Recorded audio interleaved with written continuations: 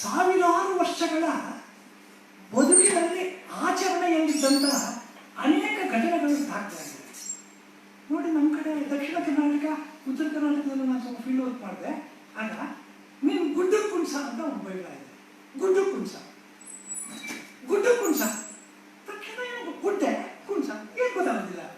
ನಾನು ಇದಕ್ಕೆ ಫೀಲ್ಡ್ ವರ್ಕಿಗೆ ಹಳ್ಳಿಗಳ ಹೋಗಿ ಜನಗಳ ಹತ್ರ ಕುಂತ್ಕೊಂಡು ಅದಕ್ಕೆ ಅರ್ಥ ತಿಳ್ಕೊಂಡು, ಗುಡ್ಡು ಕುಂಸ ಅಂದರೆ ಬಹಳ ಒಂದು 100 ವರ್ಷಗಳ ಹಿಂದೆ ಇತ್ತಂಥದ್ದು. ಆ ಕಾಲ ಇತ್ತದ್ದು, ಕೆಸ್ತೂರು ಮುದ್ದೂರು ಆ ಕಡೆ ಎಲ್ಲ. ಏನಂತಂದ್ರೆ ತುಂಬು ಗರ್ಭಿಣಿಯಾದ ಹೆಂಗಸು ಹೆರಿಗೆಗೆ ಮುಂಚೆ ಸಾವನ್ನಪ್ಪಿದ್ರೆ ಆಕೆಯನ್ನ ಬೇರೆ ರೀತಿಯ ಶವ ಸಂಸ್ಕಾರ ಮಾಡ್ತಿರುತ್ತೆ. ಆಕೆಯ ದೇಹವನ್ನು ತಗೊಂಡೋಗಿ ಒಂದು ಗುಡ್ಡೆಯ ಪಕ್ಕದಲ್ಲಿ ಇಟ್ಟು ಹೊಟ್ಟೆಯನ್ನು ಸೀಳಿ ಮಗುವಿನ ಶವವನ್ನು ಅಲ್ಲೇ ಪಕ್ಕದಲ್ಲಿ ಇಟ್ಬಿಟ್ಟು ಮಡಿಕೆ ಹೊಡೆದ್ಬಿಟ್ಟು ಮಡಿಕೆಯಲ್ಲಿ ನೀರಿಟ್ಬಿಟ್ಟು ಆ ಗುಡ್ಡೆಯ ಮೇಲ್ಗಡೆ ಬಂಡೆಗೆ ಒರಗಿಸ್ಬಿಟ್ಟು ಬಂದ್ಬಿಡ್ತಾ ಇದ್ರಂತೆ. ನೀನು ಗುಡ್ಡು ಕುಂಸ ಅಂತಂದ್ರೆ ಹೆಂಗಸೋ ಯಾರೋ ಬೈತಾ ಇರ್ತಕ್ಕಂಥದ್ದು. ಗರ್ಭಿಣಿ ಆಗಿರ್ತಕ್ಕಂಥ ನೀನು ಮತ್ತೆ ಮಗುವನ್ನು ಪಡೆಯೋದಕ್ಕೆ ಮುಂಚೆನೆ ಏನನ್ನು ಅಪ್ಲಿ, ಸಾವನ್ನ ಅಪ್ಲಿ.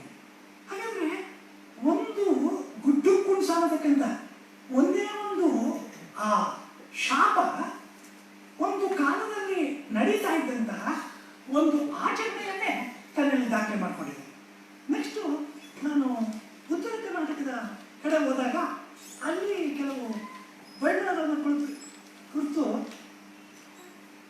ಅಲ್ಲಿ ಹಳ್ಳಿಗಳಲ್ಲಿ ಸಂಚಾರ ಮಾಡಿದೆ. ನಿನ್ನ ಗೋಡೆಗೆ ಬಡೀಲಿ, ನನಗೇನು ನಾವು ದಕ್ಷಿಣ ಕರ್ನಾಟಕದ ನಮಗೇನು ಅದು ಗೊತ್ತಾಗಲ್ಲ. ನಿನ್ನ ಗೋಡೆಗೆ ಬಡೀಲಿ ಅಂತ ಅಂದ್ರೆ ನೋಡಿ ಬರ್ತಿದ್ದೀನಿ. ಸಾವು ಬರಲೆಂಬ ಉದ್ದೇಶದಿಂದ ಹಾಕುವ ಶಾಪದಲ್ಲಿ ಗೋಡೆಗೆ ಬಡಿಯುವುದು ಒಂದು ಬಗೆಯ ಆಚರಣೆ. ಬಡಗಣ ಕರ್ನಾಟಕದ ಕೆಲವು ಜಾತಿ ಗುಂಪುಗಳಲ್ಲಿ ವ್ಯಕ್ತಿಯು ಸಾವನ್ನಪ್ಪಿದಾಗ ಹೆಣವನ್ನು ಒಪ್ಪ ಮಾಡುವುದಕ್ಕೆ ಮುಂಚೆ ಬದ್ಧ ಜನರೆಲ್ಲರೂ ನೋಡಲು ಅವಕಾಶವಾಗುವಂತೆ ಹೆಣವನ್ನು ಗೋಡೆಗೆ ಆನಿಸಿ ಅಂದರೆ ಒರಗಿಸಿ ಕುಳ್ಳಿರಿಸುತ್ತಾರೆ. ದೇಹ ಅತ್ತಿತ್ತ ವಾಲಿಕೊಂಡು ಬೀಳದಿರಲೆಂದು ಹಾಗೂ ತಲೆಯು ಕೆಳಭಾಗದ ನೆಟ್ಟಗಿರಲೆಂದು ಗೋಡೆಗೆ ಗುಂಡುಗಳನ್ನು ಬಡಿದು ಬಟ್ಟೆಯ ತುಂಡುಗಳಿಂದ ಹೆಣವನ್ನು ಬಿಡಿದುಕೊಟ್ಟಿರುತ್ತಾರೆ. ಇದೇ ಉದ್ದೇಶದಿಂದ ನಿನ್ನ ಗುಂಡಕ್ಕೆ ಬಡಿಯ. ಇನ್ನು ಇಂಥ ಅನೇಕವಾದ ಇದೆ. ಅಂದರೆ ಈ ರೀತಿ ಇಡೀ ಕರ್ನಾಟಕದಲ್ಲಿ ಬಳಕೆಯಿರತಕ್ಕಂಥ ಶಾಪರೂಪದ ಬೈಗುಳುಗಳನ್ನೆಲ್ಲ ಸಂಗ್ರಹಿಸಿ ಅದಕ್ಕೆ ತಕ್ಕಂತೆ ಕ್ಷೇತ್ರ ಕಾರ್ಯವನ್ನು ಜನಪದರ ನಡುವೆಯೇ ಮಾಡಿದ್ರೆ ಸಾವಿರಾರು ಬಗೆಯ ಆಚರಣೆಗಳು ಏನಿತ್ತು ಅಂತಕ್ಕಂಥ ದಾಖಲೆ ನಮಗೆ ಗೊತ್ತಾಗುತ್ತೆ.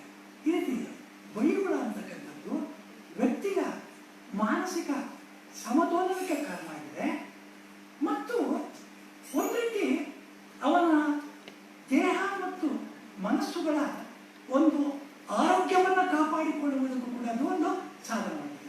ಅಂದರೆ ಗೊತ್ತು ನಿಮಗೆ, ಚಾಕು ಹಣ್ಣುಗಳನ್ನು ಕತ್ತರಿಸ್ಕೊಂಡು ಬೇರೆ ಕೆಲಸಕ್ಕೂ ಉಪಯುಕ್ತವಾಗಬಹುದು, ಬೇರೆಯವ್ರಿಗೂ ಚುಚ್ಕೋಬಹುದು, ಇಲ್ಲ ತನಗೂ ಚುಚ್ಕೋಬಹುದು. ಅದರಿಂದ ಒಂದನ್ನ ಬಳಸುವ ವಿವೇಕದ ಮೇಲದಿದೆ. ಆ ರೀತಿ ಬೈಗುಳ ಅಂತಕ್ಕಂಥದ್ದು ಮೇಲ್ನೋಟಕ್ಕೆ ಅದು ಕೆಟ್ಟದ್ದು, ಅಯ್ಯೋ ಅಂತ ಅನಿಸಿದ್ರು ಕೂಡ ಆ ಬೈಗುಳ ಒಂದು ನಾಗರಿಕ ಸಮಾಜದ ಸಮತೋಲನದ ಬದುಕಿಗೆ, ವ್ಯಕ್ತಿಯ ವೈಯಕ್ತಿಕವಾದ ಬದುಕಿನ ಒಂದು ಫೀಲ್ಡ್ವರೆಗೂ ಹೋದೆ. ಅಲ್ಲೊಬ್ರು ಇವರು ಪಶುವೈದ್ಯಾಧಿಕಾರಿಗಳು ನನ್ನ ಪರಿಚಯ ಇದ್ರು. ಅವ್ರು ಹೇಳಿದ್ರೆ ಬನ್ನಿ ಅಂದರು.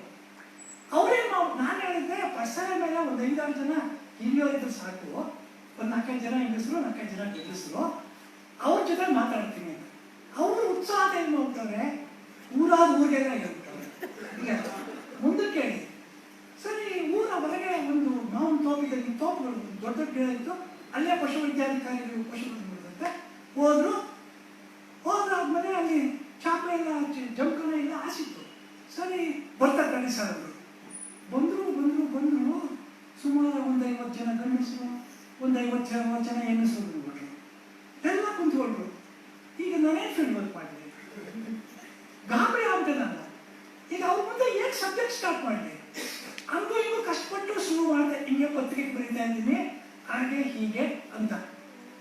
ಆಗ ಒಂದು ಪಾಪ ಒಂದು 4 ಜನ ಹೆಂಗಸರು ರಿಯಾಕ್ಟ್ ಮಾಡಿದ್ರು ಪರವಾಗಿಲ್ಲ ಅಂತ. ಈಗೇನು ಅದಕ್ಕೆ ಗಂಡು